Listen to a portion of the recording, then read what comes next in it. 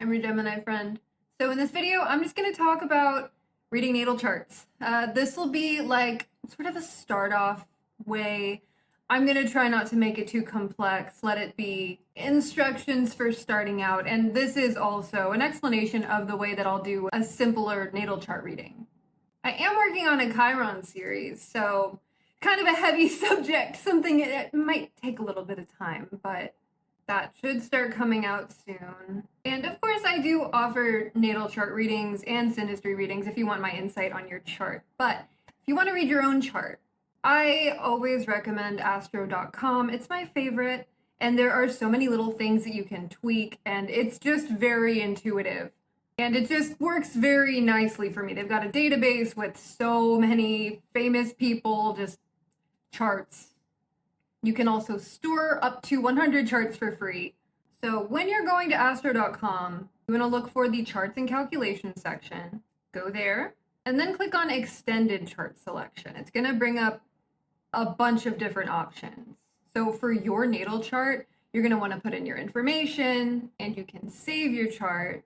And then that data will be what you're using under the horoscope 4 section. There's a drop-down menu, and you can have all of your charts there to just switch between them really easy. So you can't just keep everything the way it is. I like to tweak things just a little bit. The default, it'll say chart type, natal chart wheel. You can just keep it simple with that for now. Under house system, the default is going to be Placidus, and that's typically what I use for readings, but you can go to any house system that you prefer and really easily switch between different house systems just to compare. And when it comes to the display and calculations options, I always add the descending node on because I just like to see the south node there.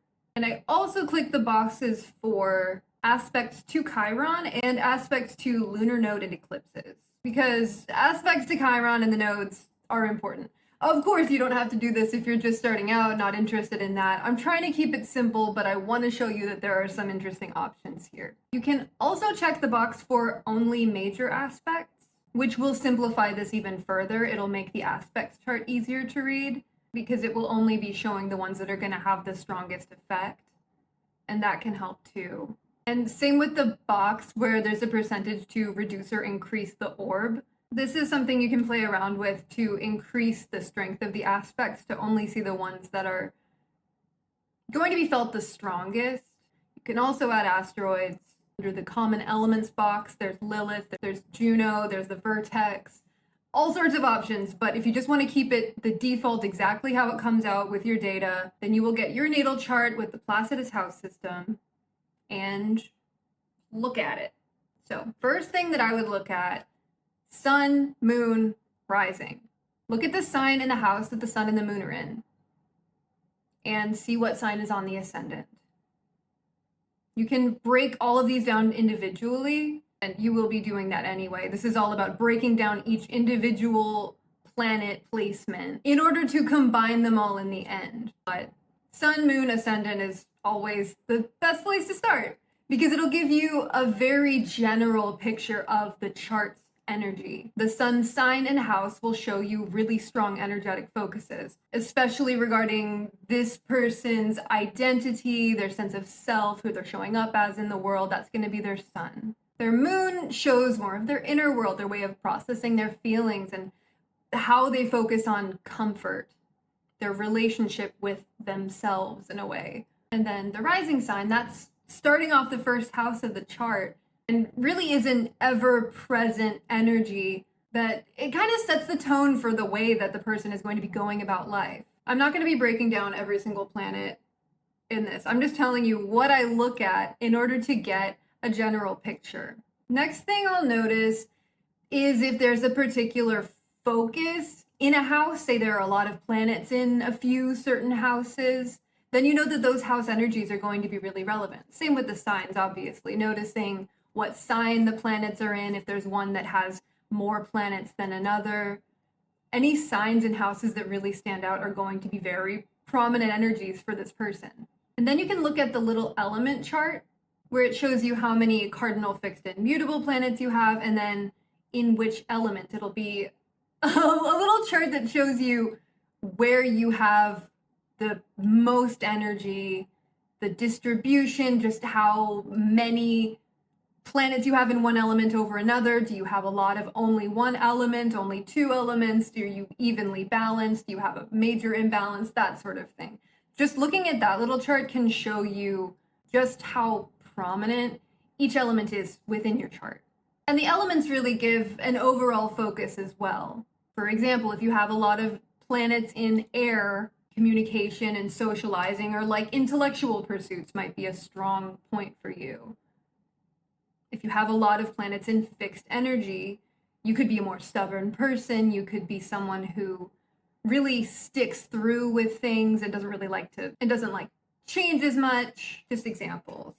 So another thing that'll typically stand out right away is any aspect patterns that you see within the chart. If someone has like a kite formation, a grand trine, a grand cross, something like that, you'll be able to see it straight away. So you can just make a mental note of that aspect formation so that you can look at each individual component and then synthesize it all.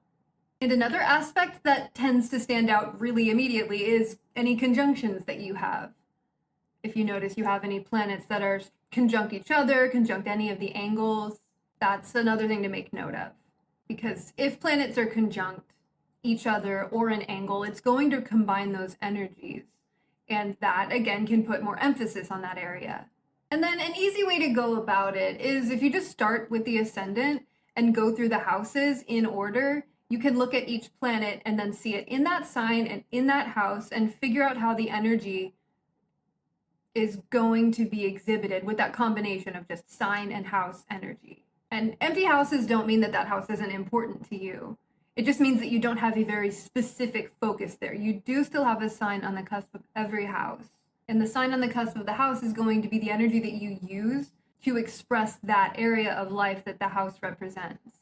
So once you feel like you have a pretty good grasp on each individual planet, you can look at the aspect table and scan it for major aspects with the little 0 next to them, because those are going to be the exact aspects that are going to be felt the most strongly. Those are going to be your strongest aspects, and the relationship between those two planets is really going to stand out. That's two major parts of your psyche that are actively working in some way, whether they're working together nicely or they are fighting within you. It's something to make note of.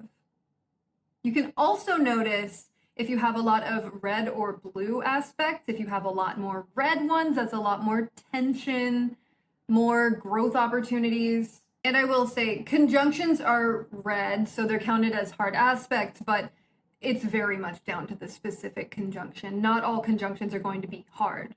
So it can kind of indicate like two parts of you that are maybe overshadowing each other a bit, but we don't really have to get into that right now. If you have a lot of blue aspects, a lot of trines especially, that indicates a lot of natural flow of energy and talents. Not to say that if you don't have a lot of trines, you're not talented, but this does indicate a lot of different parts of you are working together really smoothly, effortlessly. The downside of this can be that if things are too effortless, then you're not necessarily working on it. You want a good mix of tension and ease. Otherwise, things are boring. So especially if you're just starting out with this chart for the first time or wanting to get more of a general feel of it, I would just look at aspects that are an orb of 0 to 3. Of course, aspects of the wider orb range are going to still be significant, but like I said, these are going to have the strongest prominence, so it's where we're starting. And to synthesize these aspects, you're looking at the planet in its house, in its sign, getting a good feel for how the energy is expressing itself, where it's relevant to you, what the focus is, how it's expressing itself through the sign's energy, through the element's energy, through the house's energy, and then consider the type of aspect that it is.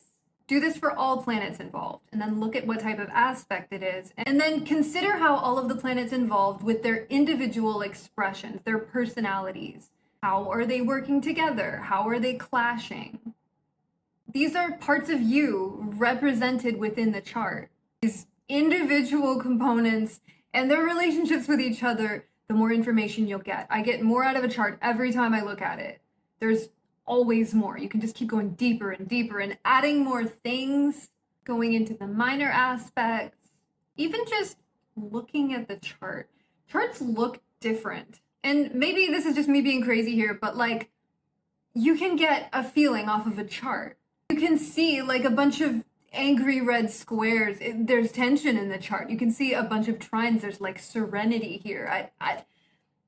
It's an art form, honestly, but it's also very personal. So this is me just sharing a simplified way of how I read charts, and I really hope that it makes sense because I know that I tend to introduce too much information, but hopefully visuals that I'm gonna have on screen will help.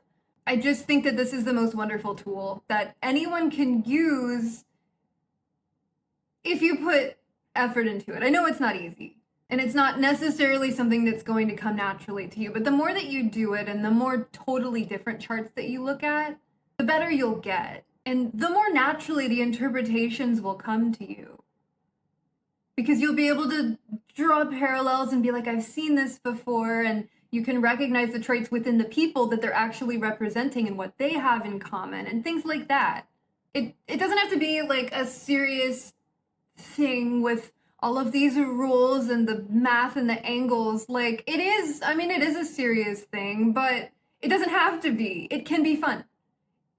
You don't have to put a lot of stress and pressure on yourself when doing this sort of thing. It really is interpretation, and I could interpret a single placement so many different ways just because there are so many options for like how this might have happened in a person, how they're going to express it. It's never just cut and dry. It is so interpretive and intuitive, and there's so much information. Like, you don't have to figure it out on your own. You can just Google, like, I have my sun in Gemini in the second house. What does this mean? Each individual thing, just put it together. I just think this information should be out there and should be used because it is incredible.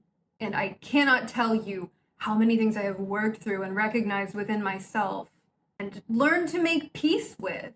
And you can really get a story off of a person's chart.